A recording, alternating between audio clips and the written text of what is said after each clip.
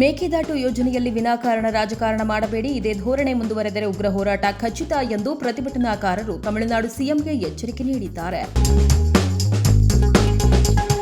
ರಾಜಕೀಯ ಕ್ಷೇತ್ರ ಇಂದು ಕಲುಷಿತಗೊಂಡಿದೆ. ಇದರಿಂದ 2028ರ ವಿಧಾನಸಭಾ ಚುನಾವಣೆಯಲ್ಲಿ ನಾನು ಸ್ಪರ್ಧಿಸುವುದಿಲ್ಲ, ಆದರೆ ಸಕ್ರಿಯ ರಾಜಕಾರಣದಲ್ಲಿದ್ದು ಜನರ ಕಷ್ಟ ಸುಖಗಳಿಗೆ ಧ್ವನಿಯಾಗಿ ನಿಲ್ಲುತ್ತೇನೆ ಎಂದಿದ್ದಾರೆ. ರಾಜ್ಯ ಸಚಿವ ಸಂಪುಟ ವಿಸ್ತರಣೆ ಕಾಲ ಸನ್ನಿಹಿತವಾಗಿದೆ. ಇಂದು ಸಿಎಂ ಸೇರಿದಂತೆ ರಾಜ್ಯ ಕಾಂಗ್ರೆಸ್ ನಾಯಕರು ದೆಹಲಿಗೆ ತೆರಳಿ ಹೈಕಮಾಂಡ್ ಭೇಟಿಯಾಗಲಿದ್ದಾರೆ. ಪಶು ವೈದ್ಯಾಧಿಕಾರಿಗಳ ನೇಮಕಾತಿ ಪ್ರಕ್ರಿಯೆಯಲ್ಲಿ ಅಕ್ರಮ ನಡೆದಿದೆ ಎಂದು ಆರೋಪಿಸಿ ಅಭ್ಯರ್ಥಿಗಳು ನೀಡಿದ ದೂರಿನ ಮೇರೆಗೆ ಕೆಪಿಎಸ್ಸಿ ಮಾಜಿ ಅಧ್ಯಕ್ಷ ಸೇರಿದಂತೆ ಮತ್ತಿತರರ ವಿರುದ್ಧ ಪ್ರಕರಣ ದಾಖಲಾಗಿದೆ. ತುಮಕೂರು ತಾಲೂಕಿನ ಬೆಳಗುಂಬ ರಸ್ತೆಯ ಗರುಡಾ ಕೆಫೆ ಸಮೀಪ ರೌಡಿ ಶೀಟರ್ ಮಲ್ಲ ಅವರನ್ನು ದುಷ್ಕರ್ಮಿಗಳು ಮಾರಕಾಸ್ತ್ರಗಳಿಂದ ಹಲ್ಲೆ ನಡೆಸಿ ಕೊಲೆ ಮಾಡಿರುವ ಘಟನೆ ನಡೆದಿದೆ. ಪರೀಕ್ಷಾ ಪ್ರಶ್ನೆ ಪತ್ರಿಕೆ ಸೋರಿಕೆ ತಡೆಗಟ್ಟಲು ಕೇಂದ್ರ ಸರ್ಕಾರ ಕಠಿಣ ಕ್ರಮಗಳಿಗೆ ಮುಂದಾಗಿದೆ. ಇಂದು ಸಂಸತ್ತಿನಲ್ಲಿ ಪಬ್ಲಿಕ್ ಪರೀಕ್ಷೆಗಳು ಕಾಯ್ದೆ 2024ಕ್ಕೆ ತಿದ್ದುಪಡಿ ಮಾಡಲಾದ ಮಸೂದೆಯನ್ನ ಕೇಂದ್ರ ಸಚಿವ ಡಾ ಜಿತೇಂದ್ರ ಸಿಂಗ್ ಮಂಡಿಸಲಿದ್ದಾರೆ. ಸಮುದಾಯದ ವಿರುದ್ಧ ದ್ವೇಷ ಭಾಷಣ ಮಾಡಿದ ಆರೋಪದ ಮೇಲೆ ವಿಧಾನ ಪರಿಷತ್ ಸದಸ್ಯ ಸಿಟಿ ರವಿ ವಿರುದ್ಧ ಚಿಕ್ಕಮಗಳೂರು ನಗರ ಪೊಲೀಸ್ ಠಾಣೆಯಲ್ಲಿ ಎಫ್ಐಆರ್ ದಾಖಲಾಗಿದೆ. ಈ ಪ್ರಕರಣ ಸಂಬಂಧ ವಿಚಾರಣೆಗೆ ಹಾಜರಾಗುವಂತೆ ಪೊಲೀಸರ ನೋಟಿಸ್ ಸ್ವೀಕರಿಸಲು ಸಿಟಿ ರವಿ ನಿರಾಕರಿಸಿದರು.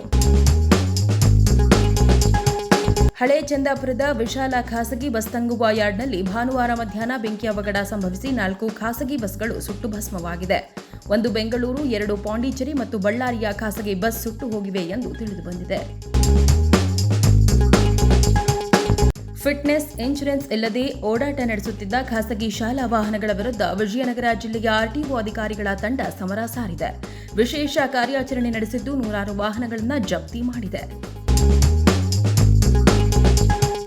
2020ರಲ್ಲಿ ಈಶಾನ್ಯ ದೆಹಲಿಯಲ್ಲಿ ನಡೆದ ಗಲಭೆ ಪ್ರಕರಣದ ಆರೋಪಿಗಳಾದ ಉಮರ್ ಖಾಲಿದ್ ಮತ್ತು ಶಾರ್ಜಿಲ್ ಇಮಾಮ್ ಪರ ಪೋಸ್ಟರ್ ಪ್ರದರ್ಶಿಸಿದ್ದ ಯುವತಿ ವಿರುದ್ಧ ಎಫ್ಐಆರ್ ದಾಖಲಾಗಿದೆ.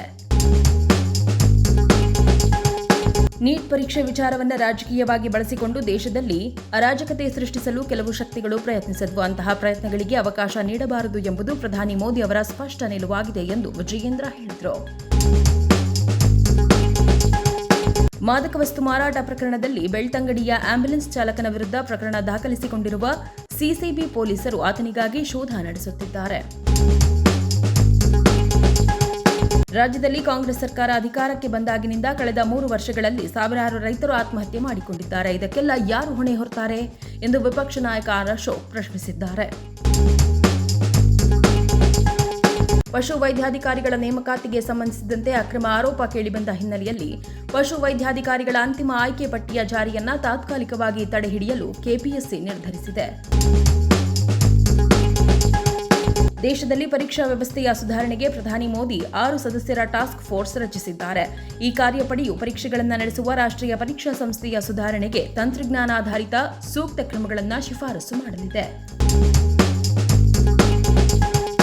ದೇಶದಾದ್ಯಂತ ನೀಟ್ ಪ್ರಶ್ನೆ ಪತ್ರಿಕೆ ಸೋರಿಕೆ ವಿರುದ್ಧ ಪ್ರತಿಭಟನೆ ನಡೆದು ಕೇಂದ್ರ ಶಿಕ್ಷಣ ಸಚಿವ ಧರ್ಮೇಂದ್ರ ಪ್ರಧಾನ್ ರಾಜೀನಾಮೆ ನೀಡಿದ್ದಾರೆ. ಈ ನಡುವೆ ನೀಟ್ ಮರುಪರೀಕ್ಷೆಯಲ್ಲಿಯೂ ಪ್ರತಿಭಾವಂತ ವಿದ್ಯಾರ್ಥಿನಿಗೆ ಅನ್ಯಾಯವಾಗಿರುವ ಆರೋಪ ಕೇಳಿಬಂದಿದೆ. ಕೇಂದ್ರ ಶಿಕ್ಷಣ ಸಚಿವ ಸ್ಥಾನಕ್ಕೆ ಧರ್ಮೇಂದ್ರ ಪ್ರಧಾನ್ ರಾಜೀನಾಮೆ ನೀಡಿದ್ದನ್ನ ನೀಟ್ ಪರೀಕ್ಷೆ ಅಕ್ರಮಕ್ಕೆ ಬೇಸತ್ತು ಆತ್ಮಹತ್ಯೆ ಮಾಡಿಕೊಂಡ ಮಕ್ಕಳ ಕುಟುಂಬಗಳು ಸ್ವಾಗತಿಸುತ್ತಿವೆ. ಜೊತೆಗೆ ಇದು ನಮ್ಮ ಮಕ್ಕಳ ಸಾವಿಗೆ ಸಿಕ್ಕ ನ್ಯಾಯ ಎಂದು ಬಣ್ಣಿಸುತ್ತಿವೆ. ರಾಜ್ಯದಲ್ಲಿ ಬರ ಪರಿಸ್ಥಿತಿ ಕುರಿತು ಅಧ್ಯಯನ ಮಾಡಲು 3 ವಿಭಾಗಗಳನ್ನು ಮಾಡಲಾಗಿದೆ. ಅದರಲ್ಲಿ ಮೈಸೂರು ವಿಭಾಗ 1 ಬಾಕಿ ಉಳಿದಿದೆ. ಅಲ್ಲಿಯೂ ಕೂಡ ಅಧ್ಯಯನ ಮಾಡಬೇಕಿದೆ ಎಂದು ಉಪಮುಖ್ಯಮಂತ್ರಿ ಡಾ ಜಿ ಪರಮೇಶ್ವರ್ ತಿಳಿಸಿದ್ದಾರೆ. ಭೀಕರ ಪ್ರವಾಹಕ್ಕೆ ತುತ್ತಾಗಿರುವ ಅಸ್ಸಾಂ ಸಂತ್ರಸ್ತರ ನೆರವಿಗೆ ಮುಂದಾಗುವಂತೆ ಸಿಎಂ ಹಿಮಂತ್ ಬಿಸ್ವಾ ಶರ್ಮಾ ತಮ್ಮ ಪಕ್ಷದ ಕಾರ್ಯಕರ್ತರಿಗೆ ಕರೆ ನೀಡಿದ್ದಾರೆ. ಪ್ರವಾಹ ಸಂತ್ರಸ್ತರಿಗೆ ಪರಿಹಾರ ಸಾಮಗ್ರಿ ವಿತರಿಸಲು ಪಕ್ಷದ ಕಾರ್ಯಕರ್ತರಿಂದ 12 ಕೋಟಿ ರೂಪಾಯಿ ಸಂಗ್ರಹಿಸುವ ಗುರಿಯನ್ನ ಬಿಜೆಪಿ ರಾಜ್ಯ ಘಟಕ ಹೊಂದಿದೆ ಎಂದು ತಿಳಿಸಿದ್ದಾರೆ. ನೀಟ್ ಪ್ರಶ್ನೆ ಪತ್ರಿಕೆ ಸೋರಿಕೆಯಿಂದ ಉಂಟಾದ ಪ್ರತಿಭಟನೆಯ ಹಿನ್ನೆಲೆಯಲ್ಲಿ ಧರ್ಮೇಂದ್ರ ಪ್ರಧಾನ್ ರಾಜೀನಾಮೆ ನೀಡಿದ ನಂತರ ಪ್ರಹ್ಲಾದ್ ಜೋಶಿ ಅವರಿಗೆ ಶಿಕ್ಷಣ ಸಚಿವಾಲಯದ ಹೆಚ್ಚುವರಿ ಜವಾಬ್ದಾರಿಯನ್ನು ನೀಡಲಾಗಿದೆ. ಹೇಮಾವತಿ ಎಕ್ಸ್‌ಪ್ರೆಸ್ ಲಿಂಕ್ ಕೆನಾಲ್ ಕಾಮಗಾರಿ ವಿವಾದ ವಿಚಾರ ಈಗ ಹೈಕೋರ್ಟ್ ಮೆಟ್ಟಿಲೇರಿದ್ದು ಕೋರ್ಟ್ ತೀರ್ಪಿನ ಮೇಲೆ ಹೇಮಾವತಿ ಲಿಂಕ್ ಕಾಮಗಾರಿ ಭವಿಷ್ಯ ನಿಂತಿದೆ. ಆಂಧ್ರಪ್ರದೇಶ ಹಾಗೂ ಬೆಂಗಳೂರು ಭಾಗಗಳಲ್ಲಿ ಕೋವಿಡ್ ಪ್ರಕರಣಗಳು ಮತ್ತೆ ವರದಿಯಾಗುತ್ತಿರುವ ಹಿನ್ನೆಲೆ ಕೊಡಗು ಜಿಲ್ಲಾ ಆರೋಗ್ಯ ಇಲಾಖೆ ಹೈ ಅಲರ್ಟ್ ಘೋಷಿಸಿದೆ. ರಾಜ್ಯ ಸರ್ಕಾರದ ಸೂಚನೆಯಂತೆ ಜಿಲ್ಲಾ ಆಸ್ಪತ್ರೆಯಲ್ಲಿ ಕೋವಿಡ್ ಚಿಕಿತ್ಸೆಗೆ ಅಗತ್ಯ ಸಿದ್ಧತೆಗಳನ್ನು ಪೂರ್ಣಗೊಳಿಸಲಾಗಿದೆ. ಆಗಸ್ಟ್ನಲ್ಲಿ ಥಿಯೇಟರ್ ಮೆರವಣಿಗೆ ಹೋಗೋಕೆ ರೆಡಿಯಾಗಿದ್ದಾರೆ. ರಾಕಿಂಗ್ ಸ್ಟಾರ್ ಯಶ್ ಈಗಾಗಲೇ ಚಿತ್ರದ ಪ್ರಚಾರವನ್ನ ಭರ್ಜರಿಯಾಗಿಯೇ ಆರಂಭಿಸಿದ್ದಾರೆ. ಸಿನಿಮಾದ 2 ಹಾಡುಗಳು, ಟೀಸರ್ ಮತ್ತು ಪಾತ್ರಗಳ ಪರಿಚಯದ ಪೋಸ್ಟರ್ಗಳು ಬಿಡುಗಡೆಯಾಗಿ ಸಖತ್ ಕ್ಯೂರಿಯಾಸಿಟಿ ಮೂಡಿಸಿವೆ. ಭಾರತದ ಇನ್ನೊಂದು ವ್ಯಾಪಾರಿ ನೌಕೆಯ ಮೇಲೆ ದಾಳಿ ನಡೆದಿದೆ. ಅದರಲ್ಲಿ 4 ಭಾರತೀಯರು ಇದ್ದರು. ಅದರಲ್ಲಿ 2 ಸುರಕ್ಷಿತವಾಗಿದ್ದು, ಇನ್ನಿಬ್ಬರ ಬಗ್ಗೆ ಮಾಹಿತಿ ಸಿಕ್ಕಿಲ್ಲ. ಗ್ಲಾಸ್ಗೋದಲ್ಲಿ ನಡೆದ ಕಾಮನ್ವೆಲ್ತ್ ಕ್ರೀಡಾಕೂಟದಲ್ಲಿ ಪುರುಷರ 65 ಕೆಜಿ ವೇಟ್ ಲಿಫ್ಟಿಂಗ್ ಸ್ಪರ್ಧೆಯಲ್ಲಿ ಭಾರತದ ರಾಜ ಮುತ್ತುಪಾಂಡಿ ಬೆಳ್ಳಿ ಪದಕ ಗೆದ್ದುಕೊಂಡಿದ್ದಾರೆ. ಕಣಿಸಂದ್ರದ ಗ್ಯಾರೇಜ್ ಒಂದರಲ್ಲಿ ಅಗ್ನಿ ಅವಘಡ ಸಂಭವಿಸಿ ಸುಮಾರು 20ಕ್ಕೂ ಹೆಚ್ಚು ಕಾರುಗಳು ಹಾಗೂ 8 ಆಟೋಗಳು ಸುಟ್ಟು ಕರಕಲಾಗಿವೆ.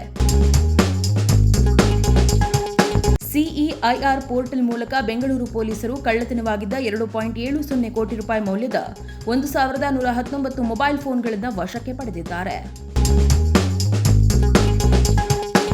ಮಹಾರಾಷ್ಟ್ರದ ಪಶ್ಚಿಮ ಘಟ್ಟದಲ್ಲಿ ಮಳೆ ಸುರಿಯುತ್ತಿರುವ ಪರಿಣಾಮ ಆಲಮಟ್ಟಿ ಜಲಾಶಯದಲ್ಲಿ ಒಳಹರಿವು ಹೆಚ್ಚಳವಾಗುತ್ತಿದ್ದು, ಈ ವರ್ಷ ಮೊದಲ ಬಾರಿಗೆ ಆಲಮಟ್ಟಿ ಜಲಾಶಯದ 14 ಗೇಟ್ಗಳ ಮೂಲಕ ಕೃಷ್ಣಾ ನದಿಗೆ ನೀರನ್ನು ಹರಿಬಿಡಲಾಗುತ್ತಿದೆ. ನೀಟ್ ಪ್ರಶ್ನೆ ಪತ್ರಿಕೆ ಸೋರಿಕೆ ಪ್ರಕರಣದಲ್ಲಿ ಕೇಂದ್ರ ಶಿಕ್ಷಣ ಸಚಿವ ಧರ್ಮೇಂದ್ರ ಪ್ರಧಾನ್ ಅವರ ಯಾವುದೇ ತಪ್ಪಿಲ್ಲ.